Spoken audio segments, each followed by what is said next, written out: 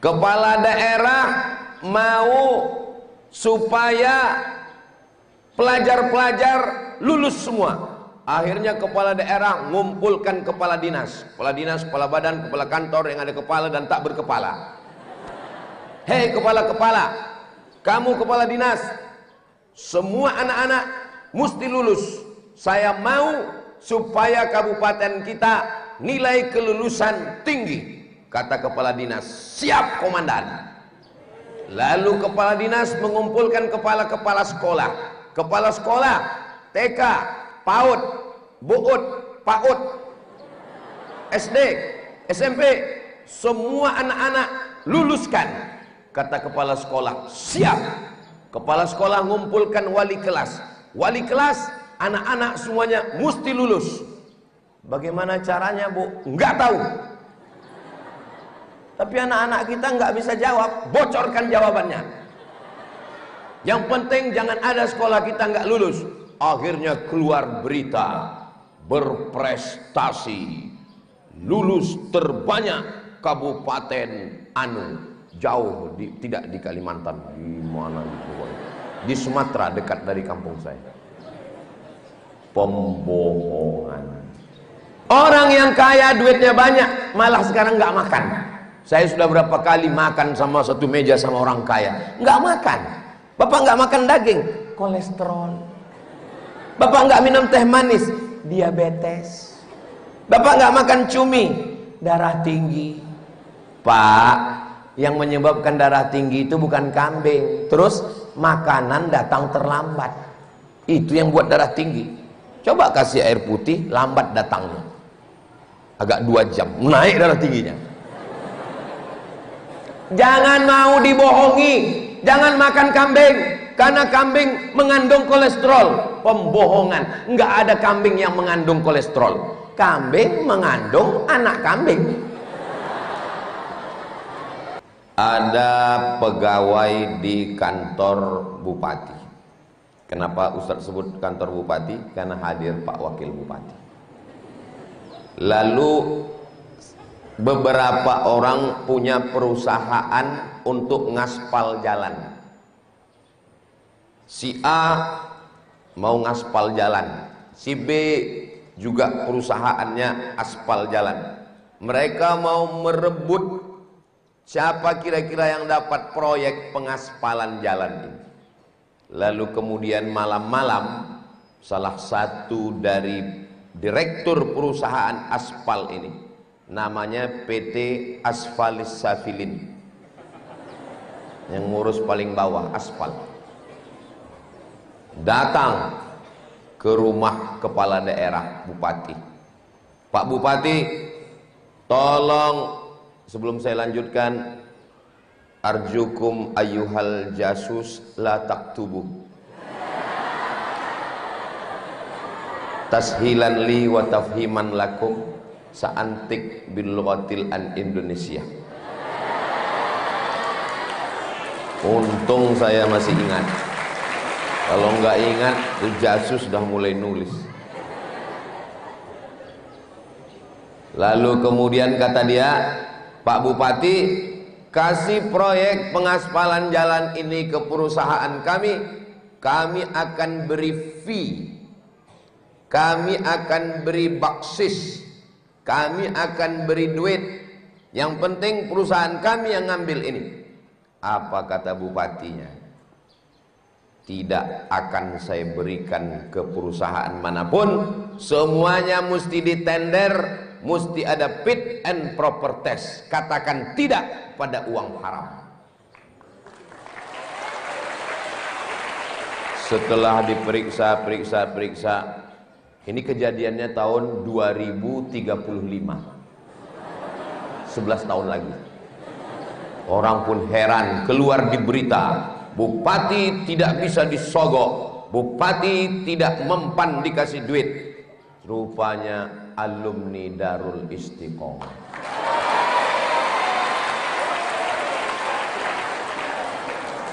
Ini namanya berintegritas. Itulah dia makna judul berintegritas. Kenapa dia menjadi kepala daerah yang berintegritas? Karena dia diajarkan panca jiwa pondok. Yang pertama adalah keikhlasan. Ustadz tahu dari mana? Ada tulisannya. Di pondok dia tidak diajarkan basa-basi. Kepala daerah mau supaya pelajar-pelajar lulus semua. Akhirnya kepala daerah ngumpulkan kepala dinas, kepala badan, kepala kantor yang ada kepala dan tak berkepala. Hei kepala-kepala, kamu kepala dinas, semua anak-anak mesti lulus. Saya mau supaya kabupaten kita nilai kelulusan tinggi. Kata kepala dinas, siap komandan. Lalu kepala dinas mengumpulkan kepala-kepala sekolah. Kepala sekolah TK, PAUD, BUUD, PAUD, SD, SMP, semua anak-anak luluskan. Kata kepala sekolah, siap. Kepala sekolah mengumpulkan wali kelas. Wali kelas, anak-anak semuanya mesti lulus. Bagaimana caranya, Bu? Enggak tahu. Tapi anak-anak kita nggak bisa jawab, bocorkan jawabannya. Yang penting jangan ada sekolah kita nggak lulus.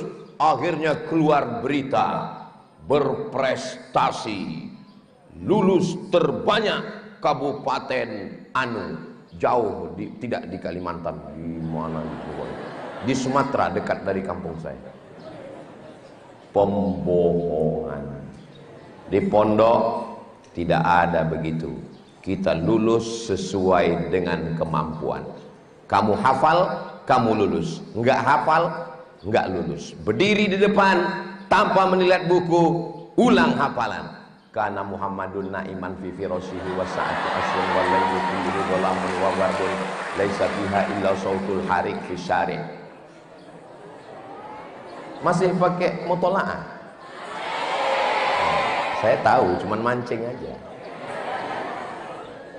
Saya tadi waktu dipuji Kiai, Allahu Akbar, Abdul Somad, tokoh negara, menghormati, polisi mengawal, ana atiru fil hawa. Abdul Somad belajar ke luar negeri. Saya selalu menonton video Abdul Somad di YouTube. Langsung saya pegang hidung saya, mengembang. Tadi waktu makan ana as'al Kiai, Kiai takharrajtum min Gontor sanah kam? Sanah sab'ah wa sab'in.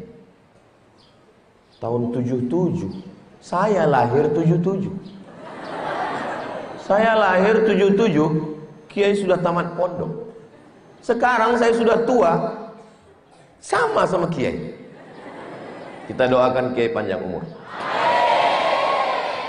Terus Kiai waktu tamat 1977 dari Gontor, ngabdinya di mana Kiai? Enggak ngabdi, langsung pulang kampung. Terus kata Kiai Gontor, tidak saya akui sebagai murid. Kalau mau diakui syaratnya satu. Apa? Bangun pondok pesantren.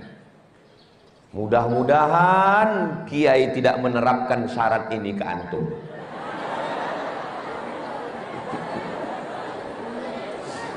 Kalau sampai guru saya mensyaratkan seperti itu ke saya, Abdul Somad, kamu tidak diakui sebagai murid sebelum buat pondok, mungkin dah meninggal saya. Tapi Kiai semangatnya luar biasa. Saya sebetulnya dalam hati mau nanya, jadi kalau gitu Kiai duitnya banyak, kebunnya luas, gimana pembebasan tanah, gimana bangun? Rupanya sebelum saya tanya, Kiai udah tahu duluan. Apa kata Kiai? Saya, dalam dugaan saya, ini pasti Kiai mau cerita emasnya berkeping-keping. Saya pergi ke Mekah, waktu itu sekali makan 1000. Duit yang saya bawa, dalam bayangan saya ini pasti bawa duit 3 koper ini. Duit yang saya bawa cuma 40.000. Berarti 1000 sekali makan 40.000, 40 kali makan. Terus gimana makannya? Saya beli sandwich 1, sandwichnya dipotong 3, makan pagi, makan siang, makan malam. Lama saya termenung. Bisa hidup sampai sekarang. Bisa pondoknya besar, muridnya banyak. Ini pasti buah dari keikhlasan.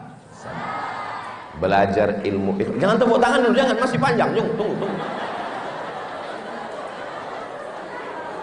Belajar mutolaah susah. Belajar nahu payah. Belajar sorab enggak mudah kata orang. Tapi ada yang paling sulit, belajar keikhlasan. Air kalau bercampur dengan teh namanya air teh.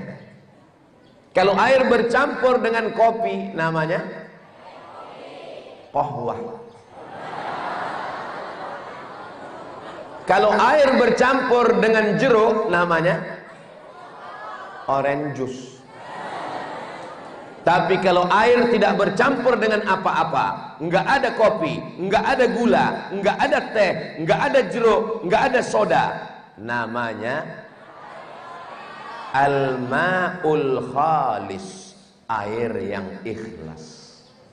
Air ikhlas tidak bercampur dengan apa-apa. Maka kalau mau ikhlas, minumlah air.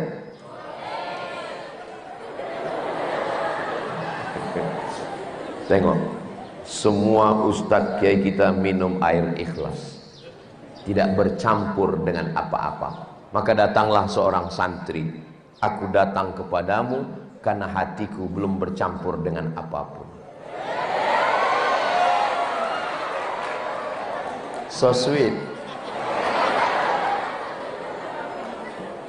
Yang paling susah dalam hidup ini adalah ikhlas. Doakan supaya Ustaz Abdul Somad hatinya ikhlas. Abdul Somad, ceramahmu banyak, tausiahmu banyak, hatimu tidak ikhlas. Kau semangat ceramah karena direkam channel Ustaz Abdul Somad Official. Subscribe, like, share, and comment. Kau semangat ceramah karena habis ceramah kau nonton di YouTube. Siapa yang komen ya? Wow, ceramahnya amazing. Kau ceramah Abdul Somad karena gambarmu di pesantren Darul Istiqamah diposting di Instagram yang followernya 9 juta itu. Maksudnya yang belum follow segera follow. Selalu ada yang merusak hati kita. Kalau amal kita sudah rusak, ceramah kita sudah rusak, tausiah kita sudah rusak, sedekah kita sudah rusak, sisakan satu amal yang tidak rusak. Apa dia? Bangun di tengah malam. Allahu Akbar. Bangun tengah malam, santri Darul Istiqomah saat pulang ke rumah, orang tuanya senang. Ya Allah, anakku tahajud di tengah malam. Pas besok pagi ditanya, kamu tadi malam tahajud? Isya ketinggalan mah.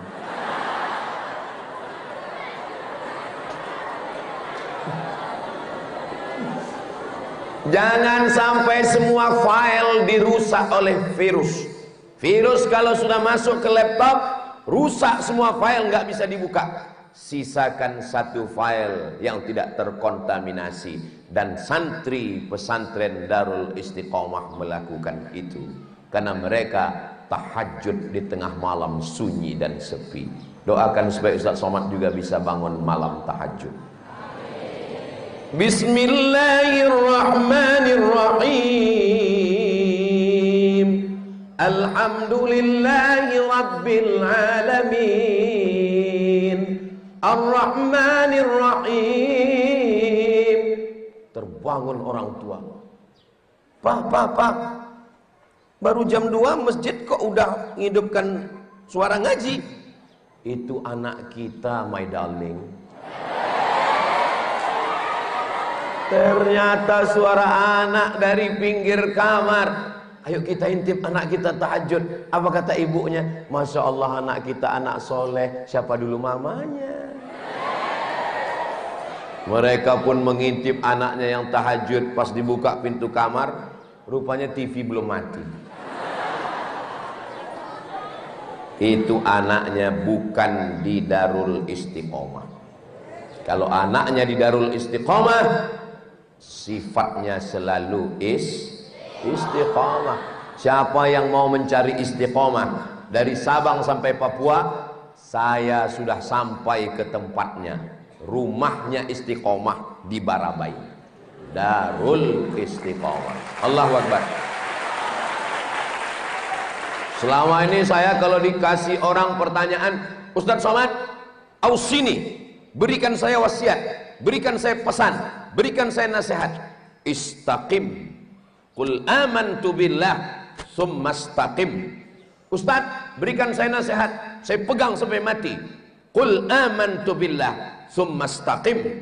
Tapi saya tidak tahu istiqomah itu di mana berada. Hari ini saya baru tahu, rupanya di Barabai. Jadi nanti kalau saya ditanya orang, Ustadz, gimana caranya saya supaya istiqomah ya Pak Ustadz? Datanglah ke Barabai, pergi ke Darul Istiqomah. Terus Pak Ustadz, ya daftar. Anda ingin anak Anda istiqomah, daftarkan segera ke Darul Istiqomah sebelum tanggal penutupan berikut ini.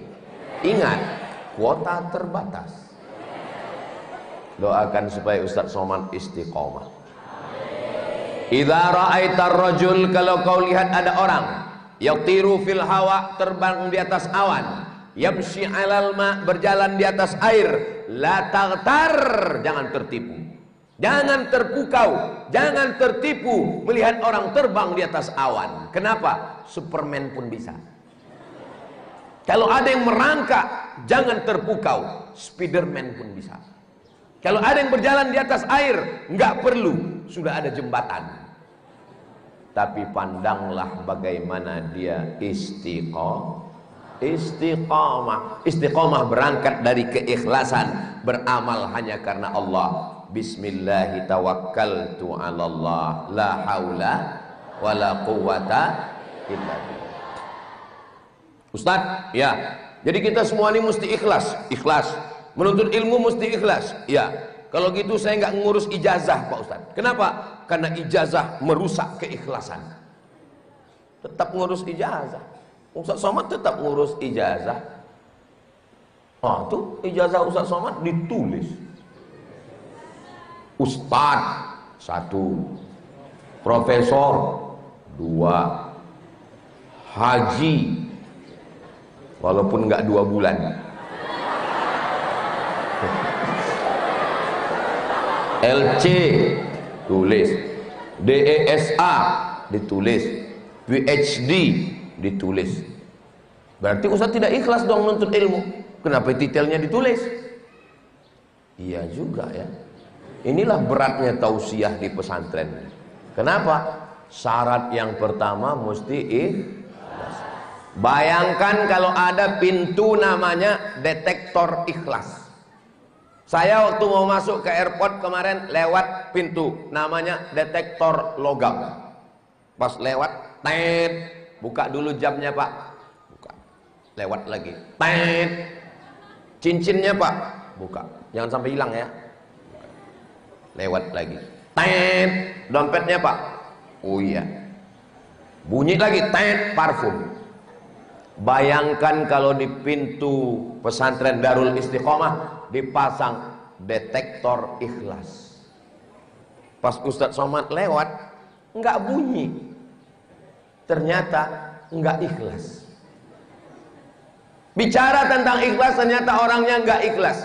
Apakah dengan ngurus ijazah S1, S2, S3, S teler, S cendol, S bandung lalu itu merusak keikhlasan? Tidak. Belajar di Al-Azhar pun kita ngurus ijazah, tapi tujuannya bukan ijazah, tujuannya adalah lillahi ta'ala. Kenapa mesti ngurus ijazah Darul Istiqomah? Penerimaan mahasiswa Universitas Indonesia, kamera sudah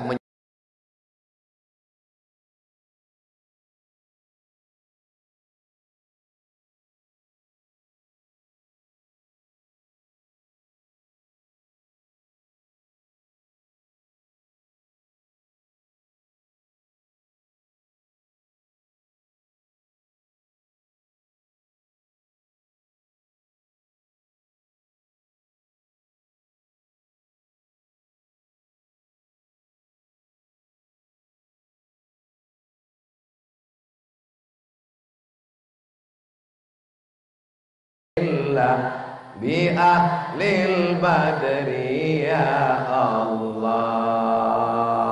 Allahumma salli ala Sayyidina Muhammad. Biasanya kalau drone datang saya selawat, drone-nya hilang. Nah kan langsung pergi kan. Anak saya kecil nanya, babah, dia manggil saya babah, nanti kalau ada hantu gimana? Baca doanya. Anak kecil 2 tahun kalau baca ayat kursi kan panjang, baca sholawat pun panjang. Doanya apa? Saya bilang, Allahumma barik lana fima razaqtana wa qina azabannar. Terus hantunya dimakan. Begitu cara kita untuk mengajarkan dia. Jangan dibilang nggak ada hantu, bilang aja kalaupun ada dimakan, selesai. Tapi itu kan bukan pendidikan yang baik Pak Ustadz. Usianya belum cukup untuk mengenal. Enak ceramah di pondok nyambung, cerita ikhlas nyambung, cerita istiqomah nyambung, cerita hantu sampai mana tadi kok masuk ke hantu?